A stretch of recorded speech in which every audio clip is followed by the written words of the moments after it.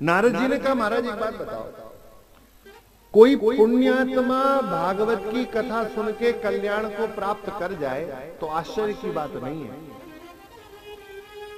लेकिन क्या कभी भागवत ने किसी दुष्ट का कल्याण किया है? तो बोले दुष्टता की जितनी डिग्रियां हैं ना, सब में जो बिल्कुल अव्वल नंबर पे पास हुआ, देखो दुष्टता की डिग्रियां। सनकादिक बोले ये मानवाः पापकृतस्तु सर्वदा सदा दुराचाररता विमार्गाः क्रोधाग्निदग्धाः कुटिलाश्च कामिनः सप्ताह यज्ञेन कलहु पुनन्ति ते।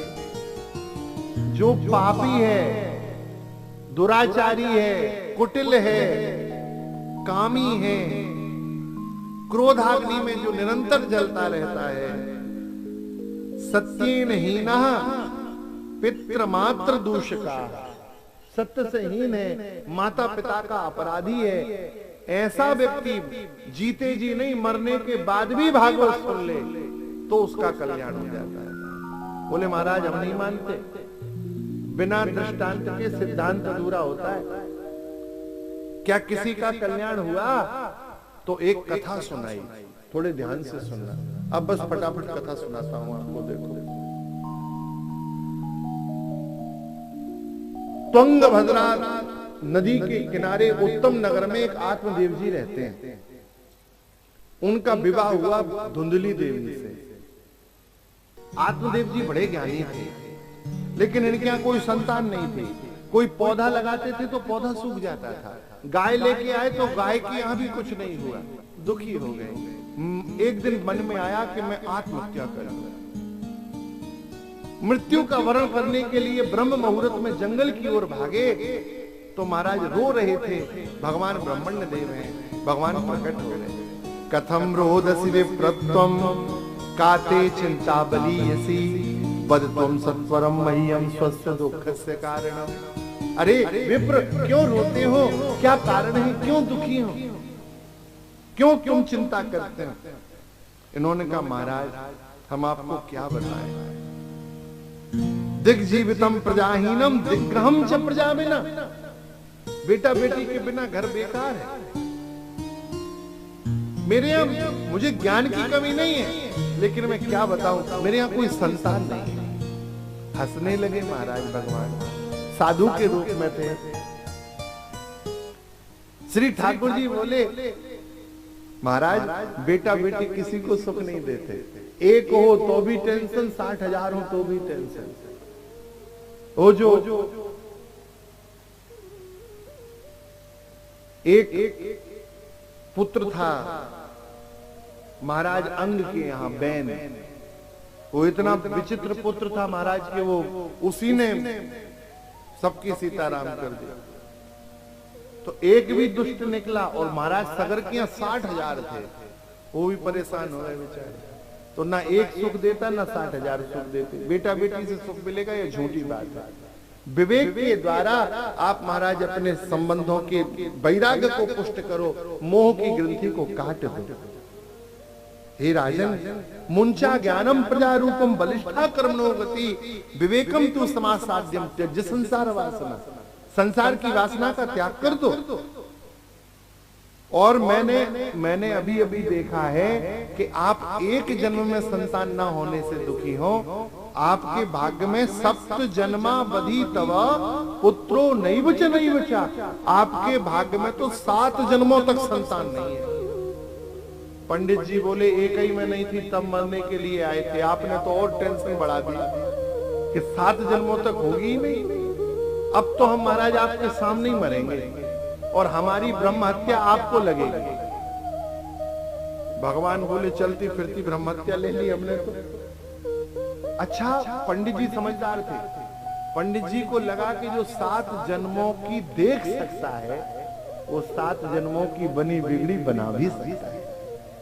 वहीं माथे चरणों में बैठ गए और बोले महाराज अब आपके सामने मरूंगा, या तो संतान दो या अपने आप की हत्या कर दूंगा, मर जाऊंगा।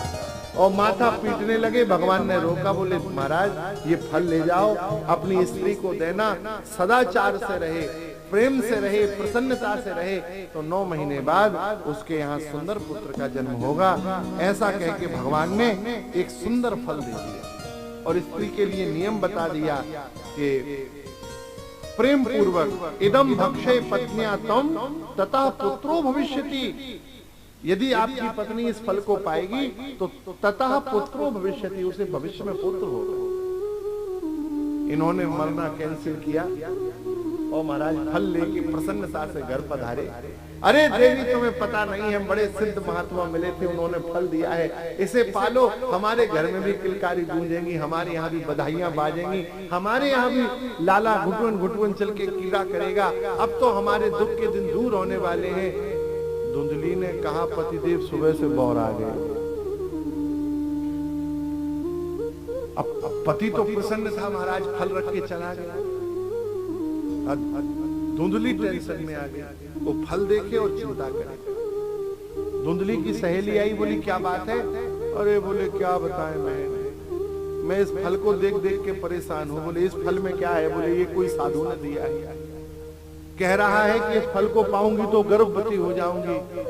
तो बोले उसमें क्या समस्या है, तेरा तो भाग्य है। और ये बोले मुझे ये चिंता है कि मैं गर्भवती हुई, 7 महीना का गर्भ हुआ, घर में आग लग गई तो मैं तो भाग ही नहीं पाऊंगी, मैं कैसे भागूंगी? अरे बोले तुझे कौन मैराथन दौड़ में हिस्सा लेने जाना है? और ये 8 महीना 9 महीना का गर्भ हुआ, नंद आएगी, मैं तो प्रसव काल में पड़ी रहूंगी, वो सब माल चटका जाएगी,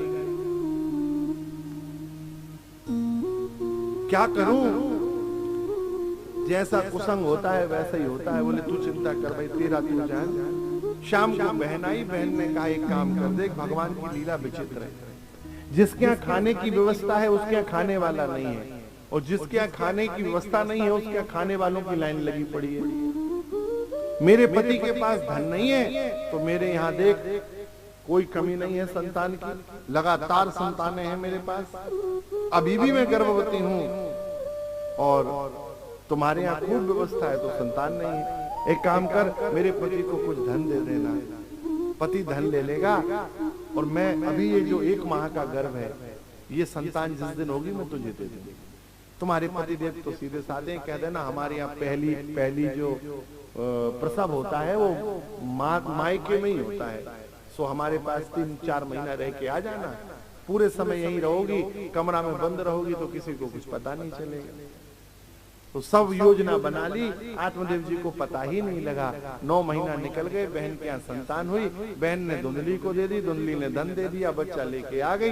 आत्मदेव जी प्रसन्न हो गए, वाह भैया हमारे यहाँ संतान हो गई, सब बधाइयां बजने लगी।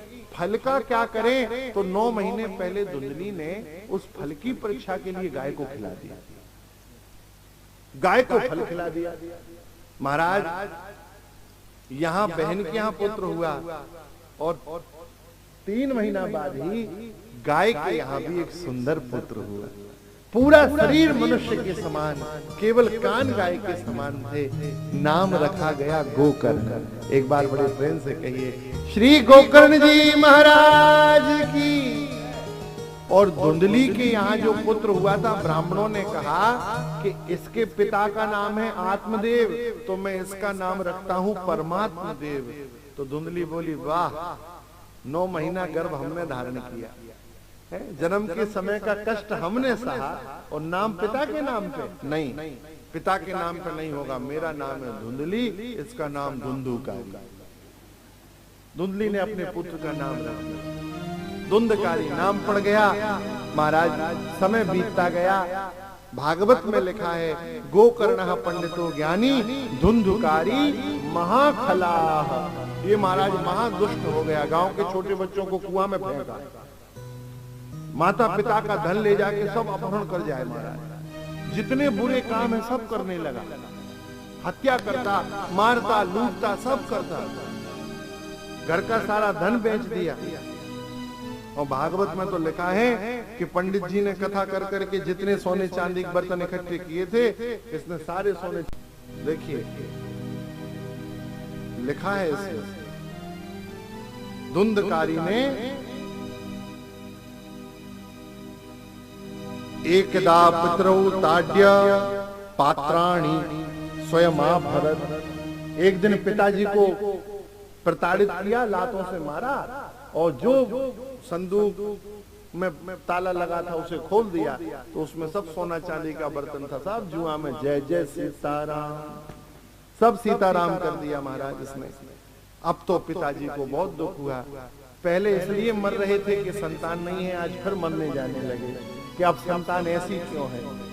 जब मरने जाने लगे तो रात में गोकर्ण जी आ गए। गोकर्ण जी ने कहा, पिताजी आसारः खलु संसारो दुख रूपी विमोह का, सुतः कस्य धनम कस्य स्नेहवान ज्वलते निशिन।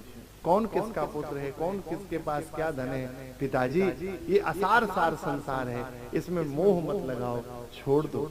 कौन सुखी है, न चेन्द्रस्य सुखम किंचन न सुखम चक्रवर्तिनः सुख मस्ति विरक्तस्य मुने एकांत जीवन।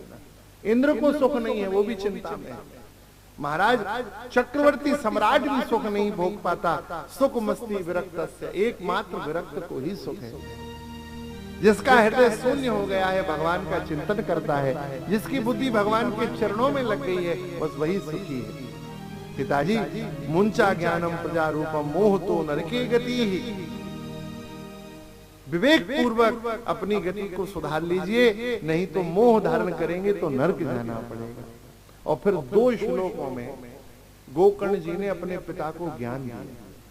ये 2 श्लोक भागवत में गोकर्णी गीता कहलाए। 5-5 वैश्याओं को ले आया घर में। वैश्याएं पैसा मांगती तो चोरी करने लगा। एक दिन राजा के घर से खूब राजकोष चुरा के लाया और उस राजकोष को वैश्याओं को दिया। तो वैश्याओं ने विचार किया कि राजा एक ना एक दिन इसे पकड़ लेगा, और जैसे ही राजा पकड़ेगा धन तो जाएगा, साथ में हम भी जल जाएंगे। इसलिए खूब मदिरा पान कराई और जलती हुई लकड़ी के अंगारे मुंह में भर के और लकड़ी से मार मार के धुंधकारी की हत्या कर दी।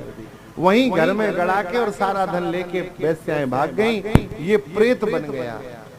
समय बीता, गोकर्ण जी गांव पधारे, रात्रि में विश्राम कर रहे थे। विभिन्न प्रकार की आवाजों से भयभीत करने लगा। बाद में कहा, अहम भ्राता त्वदीयोस्मि धुंधकारी नामतः। भैया मैं आपका भाई धुंधकारी हूँ, प्रेत बन गया हूँ, मेरा कल्याण करो। गोकर्ण जी ने आश्चर्य से पूछा, मैंने गया जी में श्राद्ध किए थे, तुम्हारा कल्याण नहीं हुआ। चलो मैं भगवान सूर्य की उपासना करके उनसे पूछता हूँ। भगवान भुवन भास्कर को अर्घ देते हुए पूछा, कैसे कल्याण होगा। उन्होंने कहा, 7 दिन भागवत की कथा सुनाओ। गोकर्ण जी ने कथा का आयोजन किया। गांव में कथा हुई। एक 7 गांठ के बांस को स्थापित किया गया। उस बांस में धुंधकारी वायु रूप से बैठ गया। पूरा गांव इकट्ठा हुआ, कथा हुई। आश्चर्य हुआ। पहले दिन पहली ग्रंथि, दूसरे दिन दूसरी, तीसरे दिन तीसरी, चौथे दिन चौथी, और 7वें दिन महाराज पूरा बांस फट गया और दिव्य रूप धारण करके धुंधकारी भगवान का पार्षद बन गया और पार्षद देह उसको प्राप्त हो गई। प्रकट होकर धुंधकारी ने भी भागवत की महिमा को गाया। धन्या भागवती वार्ता प्रेत पीड़ा विनाशिनी सप्ताहोपि तथा धन्या कृष्ण लोक फलप्रदा। ये सप्ताह कथा धन्य है, जिसको सुनने मात्र से भगवान की प्राप्ति हो गई। महाराज पार्षद लेके जा रहे थे, गोकर्ण जी ने रोका, बोले यहाँ तो इतने अत्रैव बहवा संतु श्रोतारो मन निर्मला। इतने श्रोता जिनका मन निर्मल था ये बैठे थे, फिर विमान एक क्यों आया। सबके लिए विमान आना चाहिए। पार्षदों ने कहा, सुनने के भेद के कारण ये फल भेद है। जैसे मनोयोग से धुंधकारी ने सुना, सब नहीं सुन रहे थे, इसलिए सबका कल्याण नहीं हुआ। फिर 6 महीना बाद श्रावण के महीना में पुनः कथा हुई, और जैसे भगवान राम पूरी अयोध्या को लेके साकेत चले गए थे, ऐसे ही संपूर्ण गांव के लोगों के साथ श्री गोकर्ण जी सबके साथ भगवत धाम चले गए। भगवान के विमान आए और गोकर्ण जी को लेने स्वयं भगवान आए।